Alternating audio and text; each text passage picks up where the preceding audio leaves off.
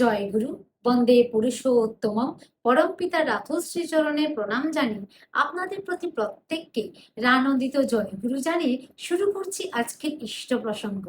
আমাদের হিন্দুদের একটা প্রথা রয়েছে, আমরা ছোটবেলা থেকে দেখে আসছি যে অনেক পুজো পার্বণে, যেমন কালী পুজো কিংবা মনসা পুজোতে পশু বলি দিয়ে থাকে।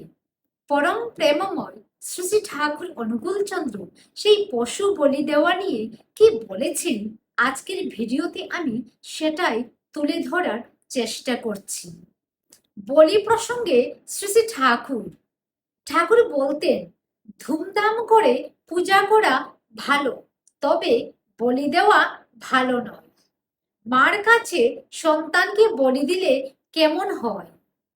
পশু বলির প্রথা যাতে উঠে যায় সেই চেষ্টা করা ভালো। মাকে জগৎজননী বলি, জগদ্ধাত্রী বলি, কিন্তু জগতের মধ্যে ওরাও আছে। আমাদের যেমন ব্যথা আছে, তাদেরও তেমনি ব্যথা আছে। আমরা যেমন মায়ের পেটে জন্মি, ওরাও তেমনি জন্মে। আমরা এক ভাষায় একভাবে মনের ভাব ব্যক্ত করি, ওরাও ওদের ভাষায় করে। ওরাও খিদে পেলে খেতে চায়, ভয় পেলে মানুষের মতো আত্মরক্ষার চেষ্টা করে।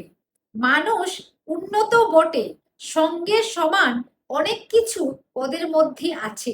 সকলেই বাঁচতে চায়, স্বস্তি চায়, স্বাচ্ছন্দ্যে থাকতে চায়। জয় গুরু।